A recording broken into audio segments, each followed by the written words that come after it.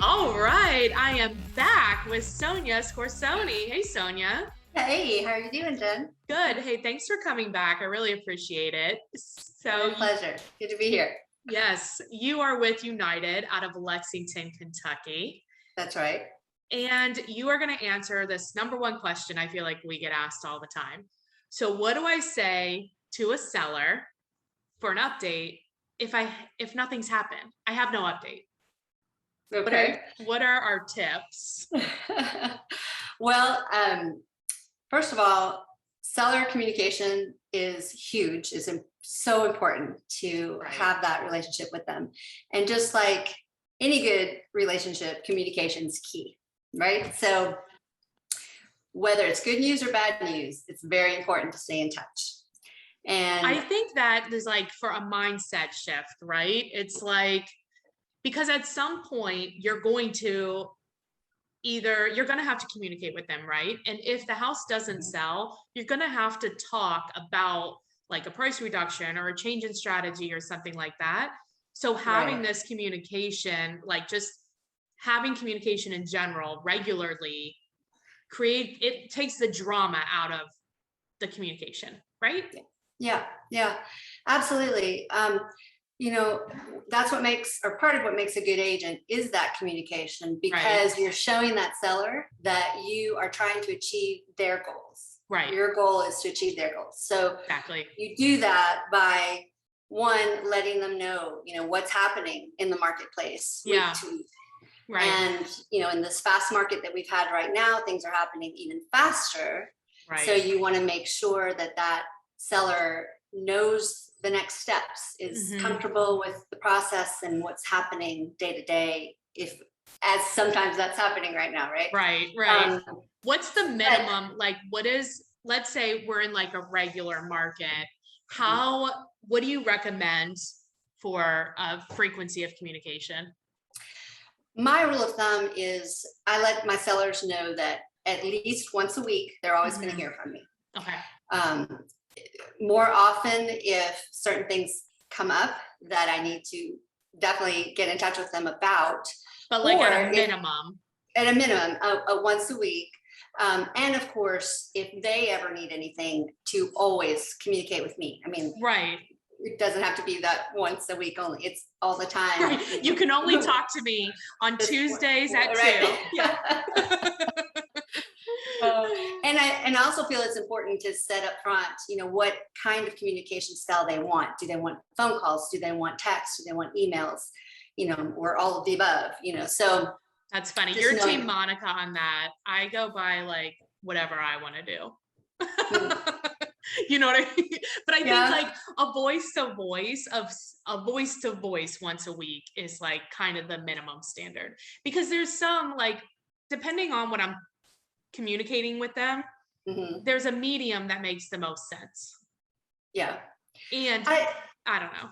I can see that. I mean, that, and everybody has their own style. Every agent has their own style of doing it. Right. I just feel that, if we at least know what their preferences are, and if they have situations, for instance, if they have a crazy work schedule and they can't talk, if you'd rather talk on the phone, but they can at least text, it's whatever you can coordinate with them to work out best. Exactly. Is at least important to know. No, I mean, you're right. I just, So what are the, so what are our tips for? Well, I feel when we communicate with our clients, we definitely need to let them know what's happening. Yeah. So again, if it's the week to week, if it's that, just upfront, this is what's happening this week. If nothing's happening, if there are no showings, if there are no offers, especially, you need to let them know, one, you haven't fallen off the face of the earth. Right. You're still working on their house. You're still working to market it. I'm letting you know. Right. Letting you know I'm here and taking a look at what is happening in your market. Right. So you can share with them then, are there new houses on the market? Have things sold, things pending, just to keep them abreast. So they're in the know. And then also see if they have any questions, week to week, there's a lot of information that we give sellers up front.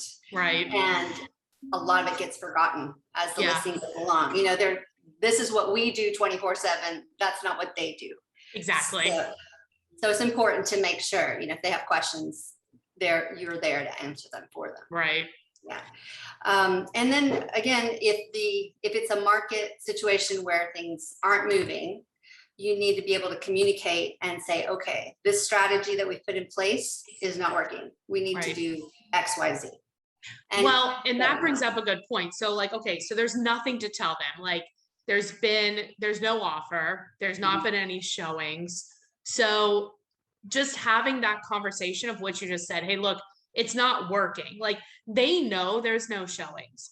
You know there's no showings. So just like, and if you don't, in my head, I always think like if I don't talk to them and tell them like what I'm doing to market and promote the property, they literally think we're doing nothing. Yeah. Yeah. And why wouldn't they? Wouldn't know because we haven't told them what we're doing. Exactly. Because there is a lot that happens behind the scenes that they do not even see or know about. Right.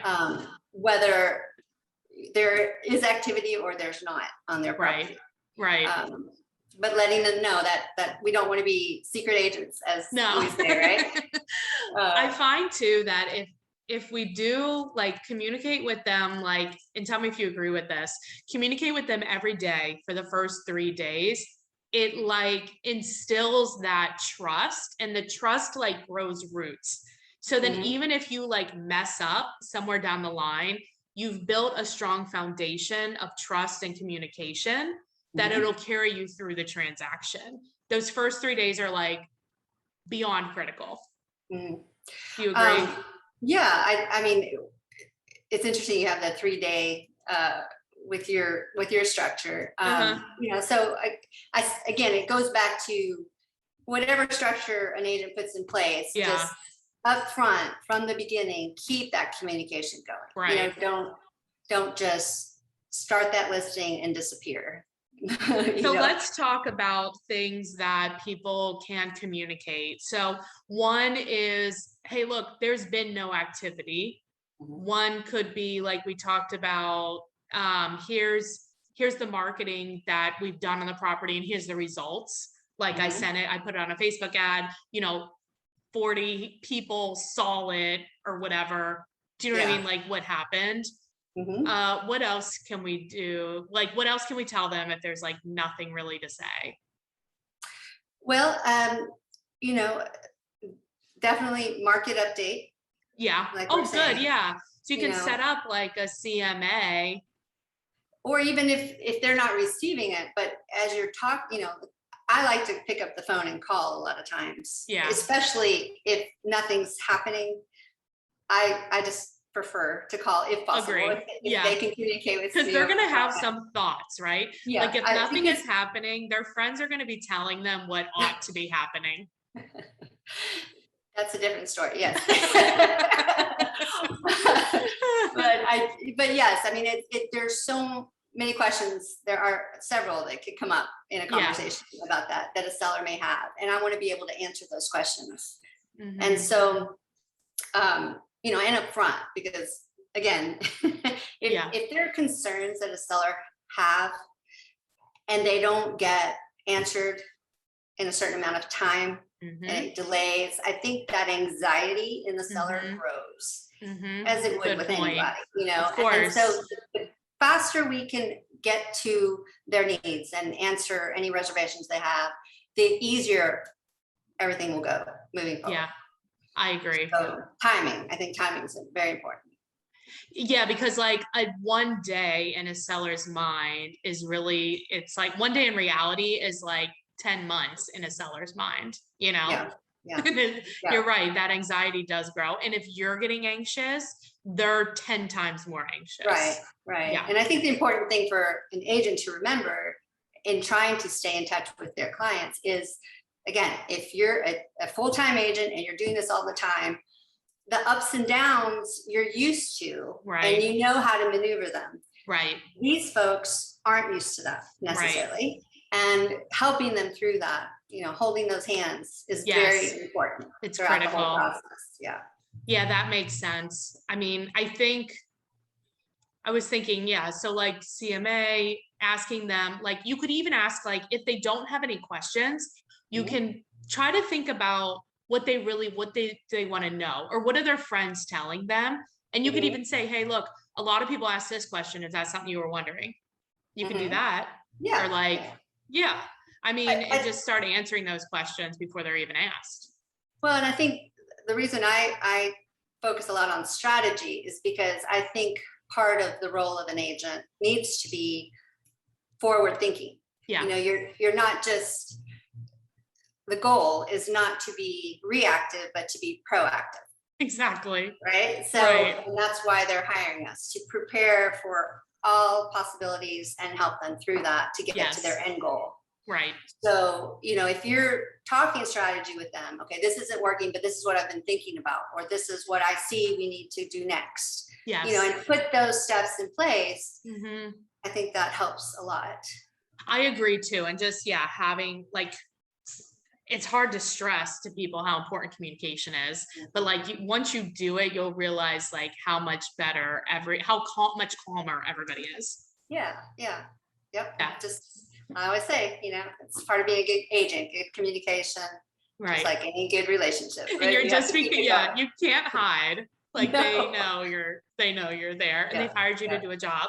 And so you gotta figure out how to get it done. Yeah, and when there's bad news to say, or, if something comes up and it's not how anybody wanted it to go, or there are no offers at the time, whatever that market is bringing and situation is Right. bringing, that agent is supposed to be the barrier. They're supposed to be, Right. take in Right. that sponge, right? Right. Take in that news and be able to relay it to the seller Mhm. and help them through whatever that situation is. Well, and I find too, like when you are communicating frequently and everybody feels like they're moving, like you said, on the same goal, Mhm. if you have to reduce the price, it will actually be obvious. And oftentimes they will bring it up. And it's Mhm. not this, a lot of agents get so crazed about these like price reduction conversations. Well, not now, but like before, right? And it will happen Right. again, that you don't actually, it's not really a conversation. It's just a natural part of Mhm. the strategy, right? And it's like, okay, Yeah. this is what we've been doing this whole time. Like, and you're telling them every time, and they know and they feel part of the process. And it's like, okay, it's not working at this Mhm. point. It makes sense to open up the market. And you do that by reducing the price, improving the Yeah. price or whatever you want to call it. Exactly. And that's another great conversation to have up front as well. Right, right, That right. is part of, the strategy that you might put in place. Yeah. So that way it doesn't come as a shock to them. Oh, Right, exactly. Oh my why are God. you reducing my price? So all Right. that. I think that one of the important things is that communication up front of all aspects of what could happen. Hmm. That just puts them, at ease At of ease, knowing right. certain obstacles can come up, Yeah. that we'll take care of it together. So that That's helps. awesome. These are really good tips. And I hope people like found encouragement from this, of like, and ideas of what they can share if they feel like maybe there's nothing to share. They can implement Mhm. like some of these strategies. I appreciate you being on, Sonia. Thank you so much. It's great to see you. Thank you. And if people have a referral for you in Lexington, or they have a question about this video, what is the best way to get a hold of you? Well, my cell phone is Mhm. 859-433-5024, or they can email me at Sonia, Sonia, at scorsonegroup.com. That's SCORSONE group.com. Awesome. Well, thank you so much. Have a good one. You too. Thanks.